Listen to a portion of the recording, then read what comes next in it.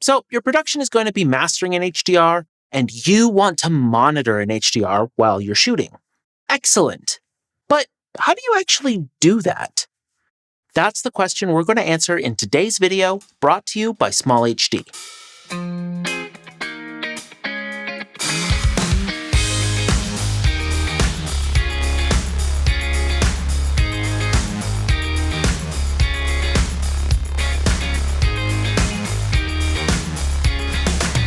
Hey, I'm Sam with Bill Services.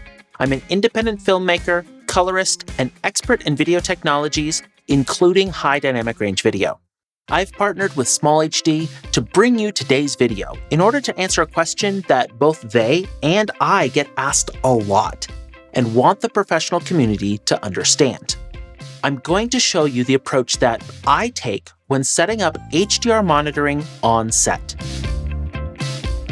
I'm going to assume a single camera setup with a full production crew, with the looks and displays managed by a DIT, since it's easy to extrapolate upwards from that to multiple camera setups, or to scale down the principles to smaller independent productions. When we think about the needs for monitoring video on set, we actually have 3 different sets of needs that different production roles have of the images that they see on their screens. First and foremost, we have the cinematographer, who needs to see the image in its full artistic intent, while also moving around the set or location, directing the camera department. Next, we have the director, producers, technical supervisors, clients, or executives who want to see the full HDR look, but who are more stationary and usually in a light-controlled environment like Video Village, a light-controlled area of the set, or set adjacent. Lastly, we have every other crew member who need to be able to see the image and quickly get information about the framing, focus, state of hair or makeup, art, and so on, and are scattered around the set in a variety of lighting conditions. What makes HDR monitoring on set challenging are these different needs and lighting conditions. PQ HDR is made for the grading suite and for home viewing. It uses absolutely referred brightness values, and in bright ambient light conditions, it can be very dark compared to the environment around it. That makes it hard to see and can slow down how quickly crew members can do their jobs, especially making it hard to spot sharp focus. In all honesty, most crew members will do better if they're looking at an SDR image and adjusting the brightness of their displays to match their ambient environment. On the other hand, the cinematographer and Video Village team need to see the HDR version of the content to do their jobs. How do we meet everyone's needs?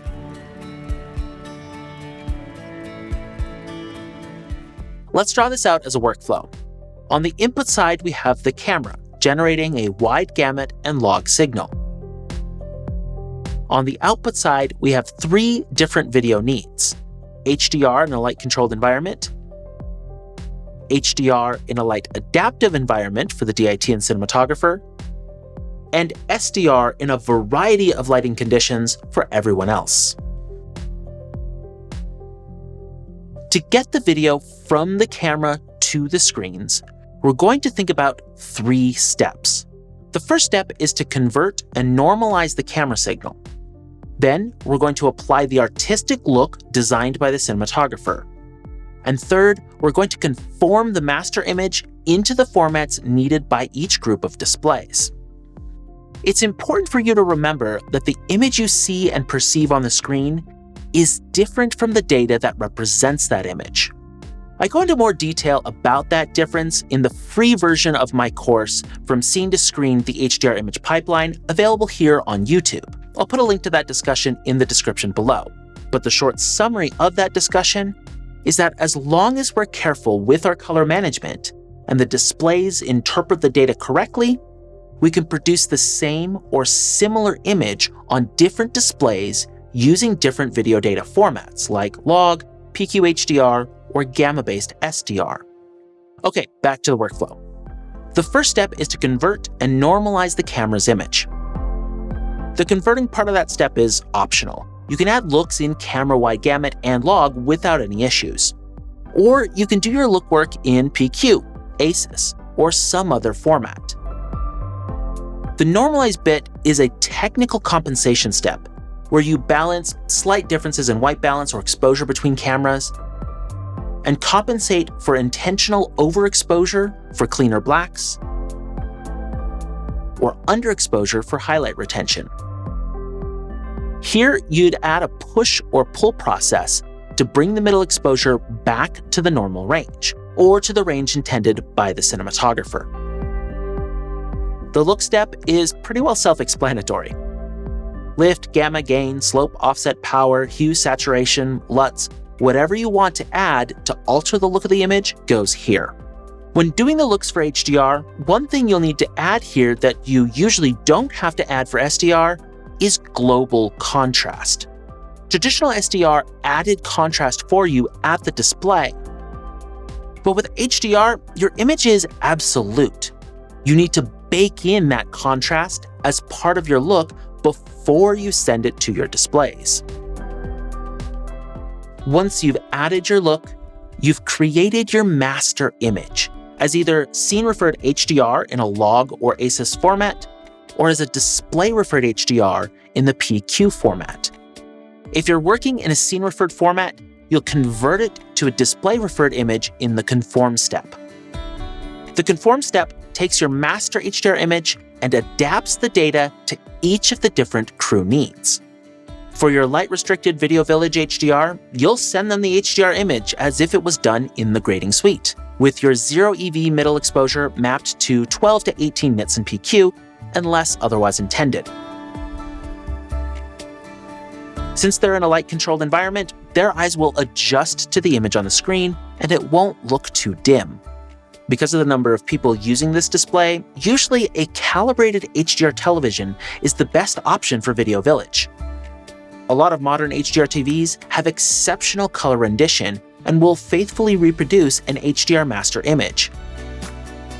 If you use consumer TVs instead of professional panels here, you'll want to conform your video signal to the Rec 2100 color gamut instead of P3, since most consumer displays expect or require the Rec 2100 gamut for HDR content.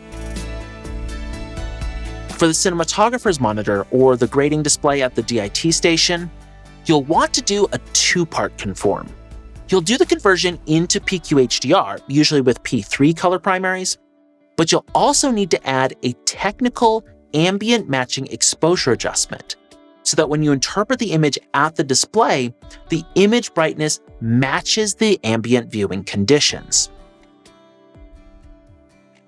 That'll allow your cinematographer to quickly look at the screen and see the full look and most or all of the retained HDR details with just a glance.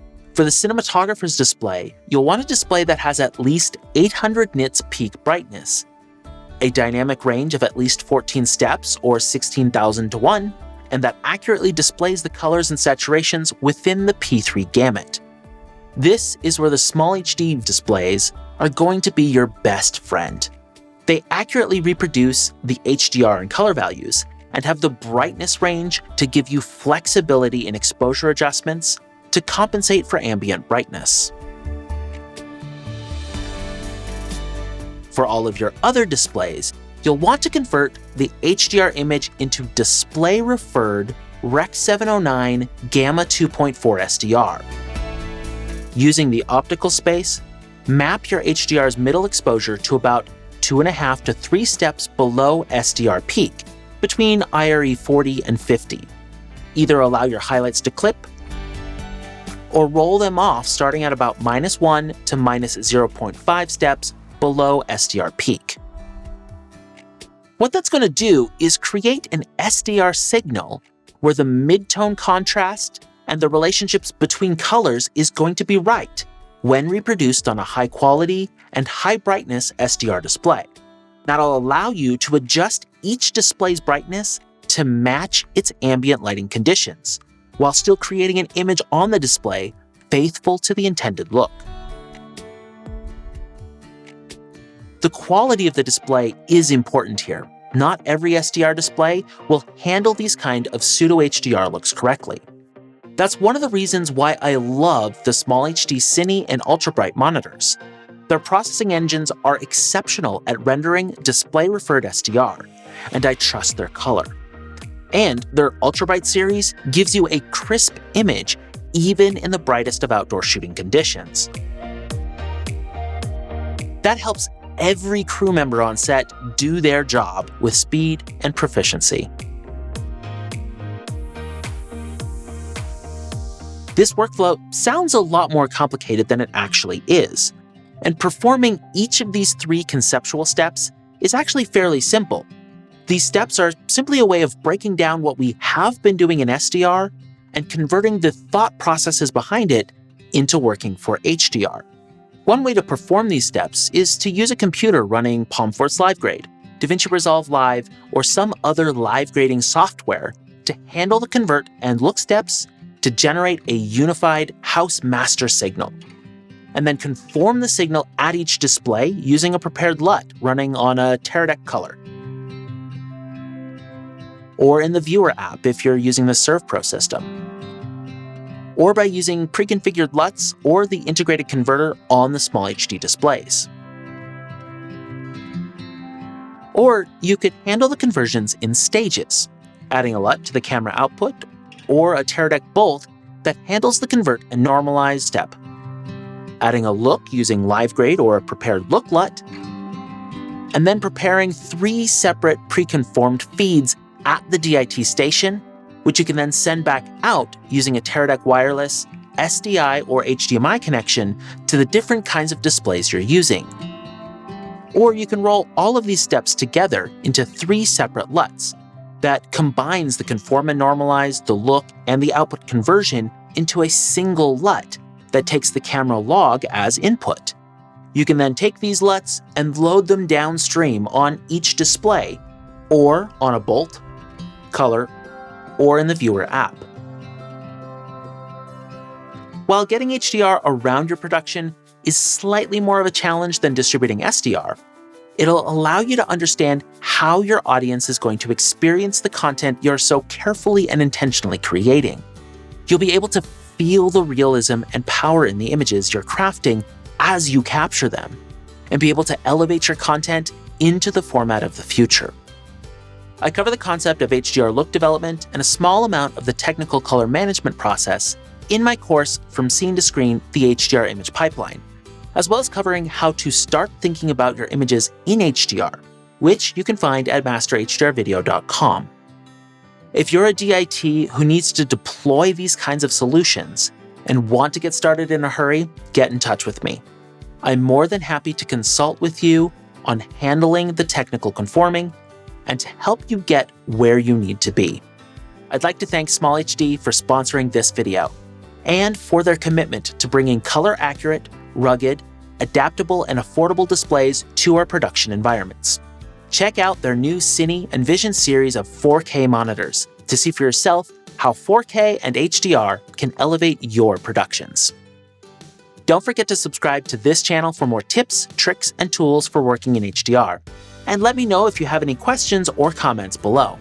Till next time, I'm Sam Bilodeau, and I'll see you soon.